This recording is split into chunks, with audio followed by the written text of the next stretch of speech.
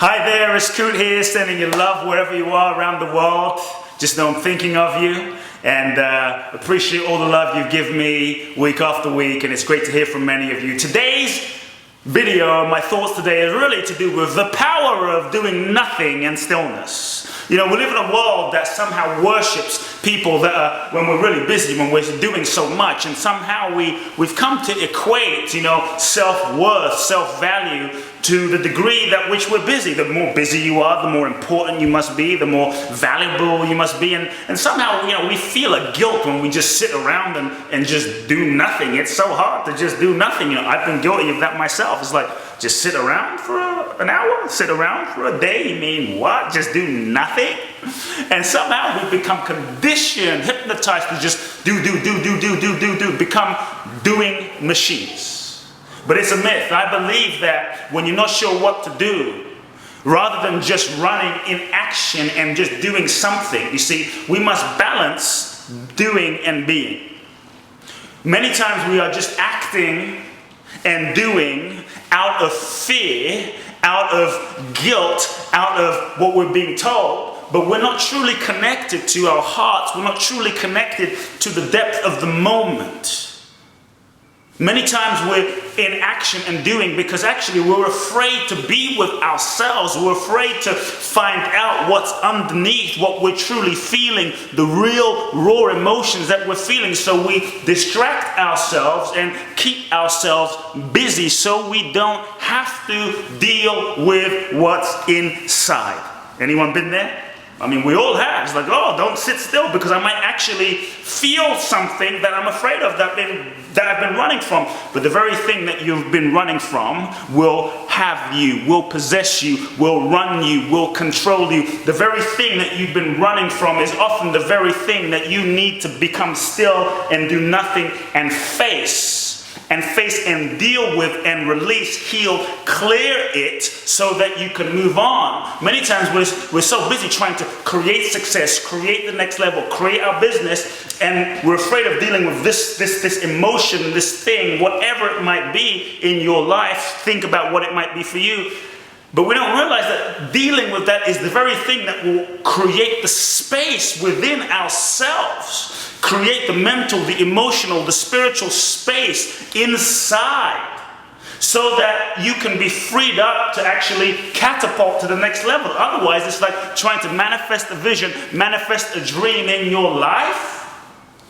And imagine you're trying to run a race or run a marathon and you have a big, giant elephant attached to you, and here you are running and you're working so hard and you're doing everything right. You have the systems in place, you're thinking, you're meditating, you're doing everything right, but you just have a big elephant on your back. I don't care what you do, how much visualization, affirmations, prayer, meditation you practice.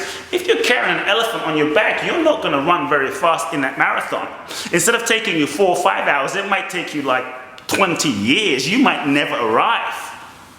So where are you simply caught up in the business of busyness? Being busy just for the sake of being busy, thinking that you're being powerful. See, I believe that those that are truly powerful have learned to embrace stillness. Those that are truly powerful have learned to embrace the art of doing nothing. That there is power in doing nothing, in simply being. When you are able to let yourself be still and be and deal and clear whatever's there, then there's space. And as you simply allow yourself to be, and as you become still, you will feel things, you will sense things, you will begin to synchronize yourself with the interconnectedness of the entire cosmos, of the planets, of the stars, with people, with every realm of humanity. You will bring yourself in sync as the center with everything. You will feel life. You will feel everything. And in that moment, You will feel things emerge. You will feel intuitions. You will feel sensations. You will feel knowings. In that moment, you can actually listen to your soul that is seeking to speak to you. When we're just caught up in a Speedy Gonzales whirlwind of doing and activity and motion and doing, and much of which may not produce anything, we actually aren't able to truly listen to the inherent intelligence of our souls. And inside of you, there is a dimension of your soul, of your being, not your mind. You know, when you try and decide from your mind, have you ever thought, should I do this, should I do that? It's always confusing. 1 minute it tells you left, next minute it tells you no, then it tells you do this, and then it tells you do that. It's constantly changing, but there is a part of you, your soul, that knows. Your soul knows everything because it is everything, but we must allow ourselves to tune in and listen to that and synchronize ourselves. And in that moment of stillness, in that moment of doing nothing, you will feel the pulsations of life. You will feel the intuition of your soul beginning to guide you. And when you move into doing, when you move into action from a deep place of being, when you move into motion and action from a deep place of your own listening, then the whole universe begins to work through you. You bring yourself into alignment. Then your actions become powerful because your actions then are aligned with your soul, and your soul is one with life. Your soul is aligned with life itself. Then your actions are completely in sync with what I call the highest right action in that given moment. Then stuff starts manifesting. Then you find yourself in a zone of miracles, completely connected with the planets, astrologically, and life and everything. And all of a sudden, miracles start unfolding. They were there all along, but you were operating out of sync. Imagine you so wanted to get somewhere. Sometimes we so want to get somewhere so fast that we work so hard, but everything has a right timing. Everything has a right season in the nature of life.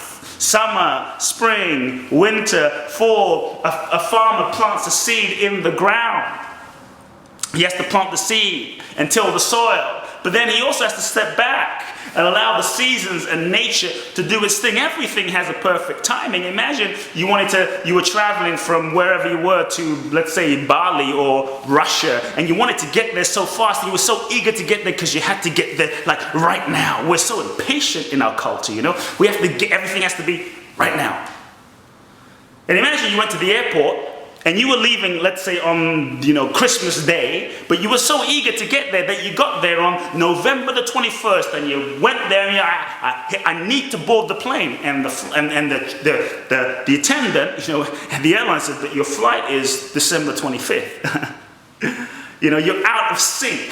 When you become still and you do nothing, you bring yourself in sync and perfect flow with life. Miracles begin happening. Life begins to unfold perfectly for you. So it reminds me of a story of a great sage in India. This great sage was known to perform amazing miracles. And one day a poor lady came to him making a request. She made a request. She said, "Oh, great master, my daughter's getting married and we need a dowry. We need some 10 grams of gold to give to the family." This was in those days when they were doing dowries, and giving gifts to the family of the groom. And she said, "We need 10 grams of gold."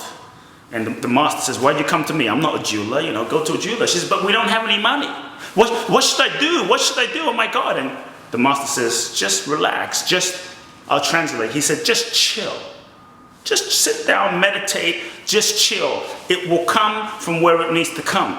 The next person that came for advice from the master was a very wealthy diamond dealer and jeweler and gold merchant. And this man had been coming to see the master for many, many years, for decades, since he was a young man. And he came, and the master scanned him up and down, and he said, "You need to be careful with sugar and diabetes. You're going to have a problem very soon if you're not careful." And the rich man said, "That's why I've come to you, because the doctor said I'm in a very serious situation and I need your prayers." And the master said, "You must be very careful with sugar because you're going to get diabetes." So the rich man obeyed, and he said, "Okay, great master, I'm going to take your advice. I'm going to finally listen and do what you say." And as he left the master a gift. And the gift was wrapped in a handkerchief, and he said, "Please open this later as a gift for you and your work." The master smiled, he had a twinkle in his eye. He asked his attendant to call the poor lady. And he brought this lady and he put this unopened gift in her hand. And he said, I'd like you to open it. Whatever is in here is for you. She opens it, and to her astonishment, there are 10 grams of gold. She freaked out. She couldn't believe it. And the master was as still and as calm as can be. He didn't panic. He didn't freak out. He didn't run around. He just simply trusted the universe. When you trust the universe to that degree, when you dare to be still, when you dare to do nothing, you will bring yourself into alignment with the perfect flow. And what you need, when you need it, from wherever you need it, from wherever you need it, will unfold in your life, because your true source is life itself. And when you bring yourself in flow with life, everything conspires and works on your behalf for the fulfillment of your life's vision and your destiny. Until next time, amazing friends, sending you lots of love. If you enjoyed this, feel free to subscribe to my blog and videos. I'm sending you lots of love. Love now.